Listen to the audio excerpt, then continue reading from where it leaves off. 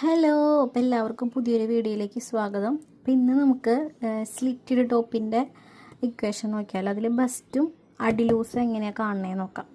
അപ്പോൾ ഈ ഒരു അളവിൽ ചെസ്റ്റാണോ, നമ്മൾ ചെസ്റ്റിൻ്റെയും ബസ്റ്റിൻ്റെയും അളവ് എടുത്തിട്ട് ആ ഒരു മെഷർമെൻറ്റിൽ ഏത് അളവാണോ കൂടുതൽ, ഇതിപ്പോൾ ഇതിൽ ബസ്റ്റ് അളവാണ് കൂടുതൽ, അപ്പോൾ അതിലേക്ക് 4 ഇഞ്ച് കൂട്ടി കൊടുക്കുക. ചെസ്റ്റ് അളവാണ് കൂടുതലെങ്കിൽ ചെസ്റ്റിൻ്റെ അളവ് എടുക്കുക, അതിലേക്ക് 4 ഇഞ്ച് കൂട്ടി കൊടുക്കുക. ഈ ഒരു അളവിൽ വ്യത്യാസമില്ല കേട്ടോ. ഏതൊരു വ്യക്തിയുടെ അളവെടുത്താലും അതിലേക്ക് ഈ 4 ഇഞ്ച് കൂട്ടി കൊടുക്കണം. ഇതിൽ വ്യത്യാസം വരത്തില്ല. ഇവിടെ ഈ അളവുകളിൽ വ്യത്യാസം വരും. അപ്പോൾ ഇതിൽ ബസ്റ്റ് അളവാണ് കൂടുതൽ, അപ്പോൾ ഇതിലേക്ക് നമ്മൾ 4 ഇഞ്ച് കൂട്ടി കൊടുത്തു, അതിനെ 4 ഡിവൈഡ് ചെയ്തു, അപ്പോൾ 11 കിട്ടി.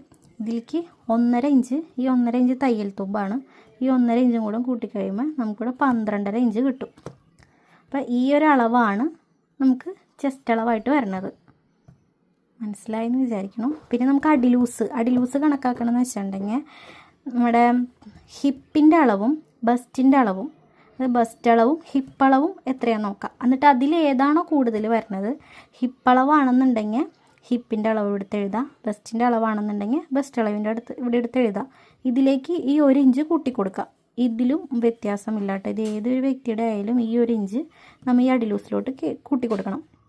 അപ്പോൾ ഈ ഒരു 11 ഈ അളവ് ഇട്ടേക്കുന്നത് ഇതിൽ ഹിപ്പ് അളവ് കുറവാണ്, ഇതിൽ ബസ്റ്റ് അളവാണ് കൂടുതൽ. അപ്പോൾ ഈ ബസ്റ്റ് അളവാട്ടോ ഞാനിവിടെ എടുത്ത് എഴുതിയേക്കുന്നത്.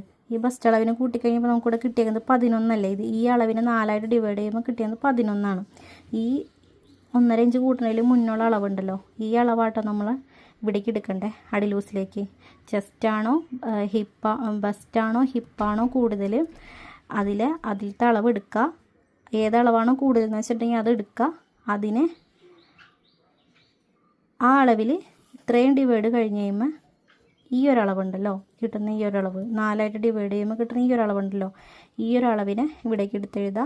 ആ അളവിലേക്ക് 1 ഇഞ്ച് കൂട്ടി കൊടുക്കുക, പ്ലസ് 3/4 ഇഞ്ച് അല്ലെങ്കിൽ 1 ഇഞ്ച്, അതിലേക്ക് കൂടുതൽ പോകാൻ പാടില്ല, അല്ലെങ്കിൽ പിന്നെ സ്ലിറ്റ് പിരിഞ്ഞു പോകും അതിലേക്ക് കൂട്ടി കൊടുത്തിട്ടുണ്ടെങ്കിൽ.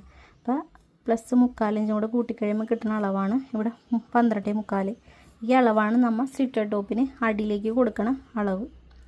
അപ്പോൾ എന്തെങ്കിലും ഡൗട്ട് ഉണ്ടെങ്കിൽ കമൻറ്റ് ചെയ്യാം കേട്ടോ.